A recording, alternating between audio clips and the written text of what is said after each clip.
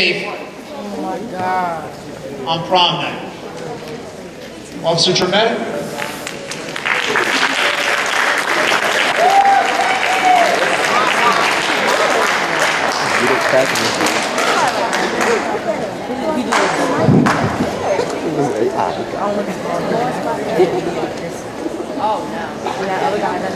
How's everybody doing today? I can't sit behind a podium, so you guys gotta deal with me walking around a little bit.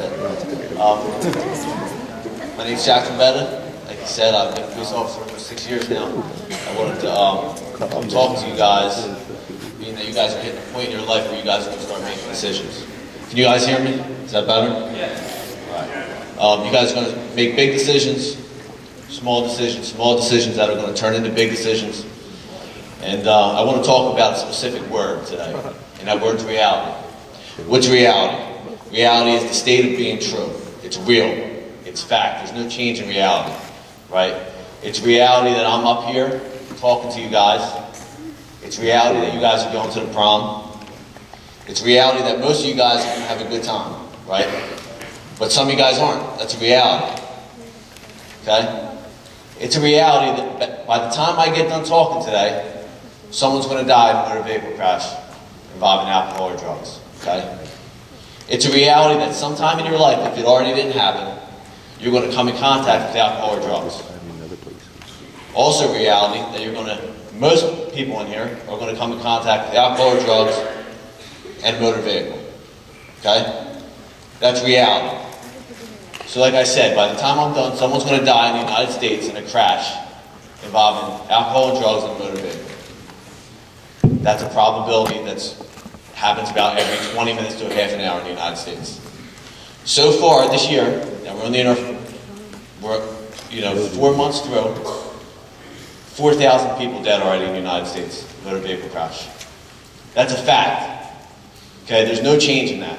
That's reality, right? It's reality that the most dangerous place in the world are the state highways of the United States. More people die there than anywhere else. Any war, you die on the streets of the United States, the highways. That's reality. Now you throw alcohol and drugs in the mix, and that's not counting alcohol and drugs. Throw that in the mix, how much more dangerous does it become? So now I'm going to tell you guys a story. This is a story that involves me. It's a story that I think about every day. It affects decisions I've made. It's about a family. A mother, a father, and a son. The son was 17 years old. He sat in seats just like you guys. Listened to a presentation like this. Well, he graduated high school, was a baseball player, making all the right decisions in life, right? He had a full scholarship, going to college. Well, it's that summer after he graduates, and his mother, she worked for a hospital, okay? She was a nurse. And they were having a business meeting down in Wildwood, okay?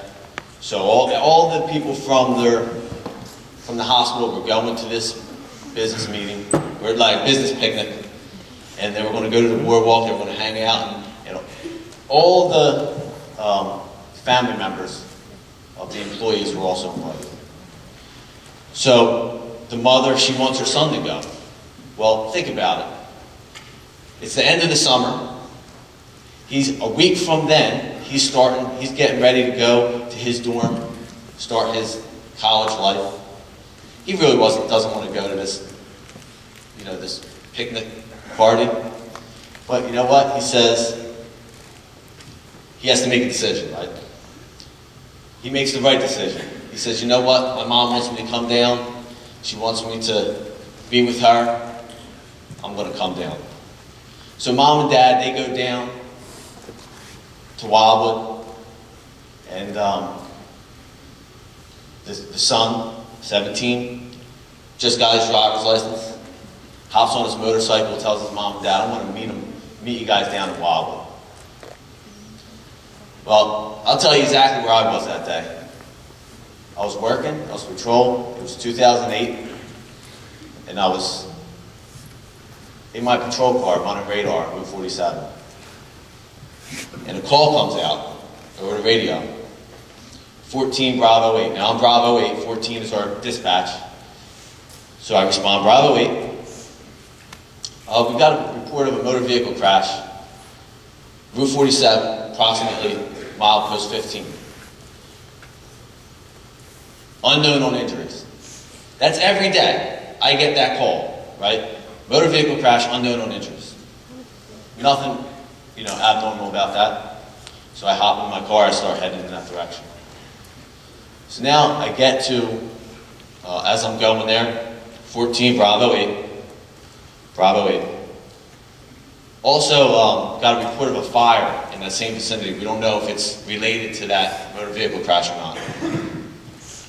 10-4. So I'm heading there. Now I know that I'm getting closer because now the traffic's starting to back up a little bit. Okay? So I'm passing cars. And now I come to this scene. First thing I notice is in the middle of the road, a fire. It's about 10, 15 feet in the air. I notice a telephone pole across the street, wires on the ground.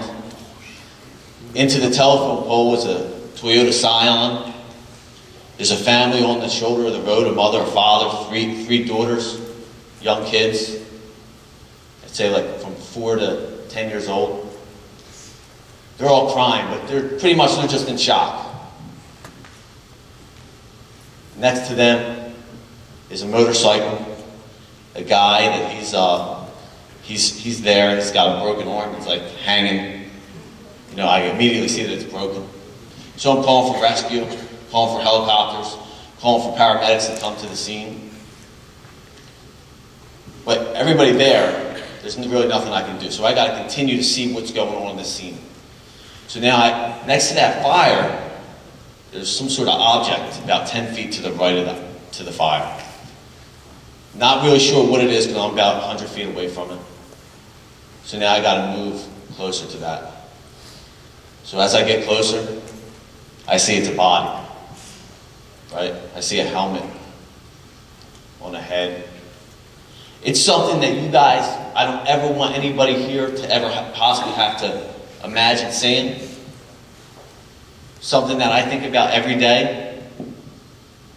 Just disgusting. Okay? So, this is the reality I'm in right now. Right? That's reality. This isn't a made-up story. Over to the right, now what was on fire? That was a motorcycle on fire. Over to the right in the far shoulder, there's a trailblazer, red trailblazer. And to the left of that, on the shoulder of the road, is a lady. So now there's nothing I can do with the body. I check the pulse, right? It's a shame, there's nothing I can do. I gotta move on. So I move to this lady. As soon as I get within 10 feet up, I start smelling alcohol. Get closer to her, she's moaning. But there's really nothing wrong with her. She's just moaning. There's people, there's witnesses everywhere. Now by this time, there's paramedics on scene, there's ambulance on scene, there's other officers on scene. We got to identify this body that we don't know. I don't know by the way it looks. I don't know if it's a kid. I don't know if it's an adult. I don't know what it is. So now we identify this body, 17-year-old kid. Okay? Now we got to locate the parents of this kid. Now this kid sat in the same seat. He was the same age as you guys. Getting ready to move on, make decisions in life. And he was making the right ones, but no more because of someone else's decision. So we identify the body. We locate the parents during Wildwood, right? So now we have Wildwood Police Department contact the parents, but they don't say anything. They just tell the parents that their son was in a motor vehicle crash. Now as Wildwood's finding them, and they're bringing them to us, the fatal team comes out, and we have a fatal investigation team. They determine exactly what happened by skid marks, by everything that occurred. And what happened was that trailblazer that the lady was moaning, She was driving northbound on Route 47. She crosses the road around the curve,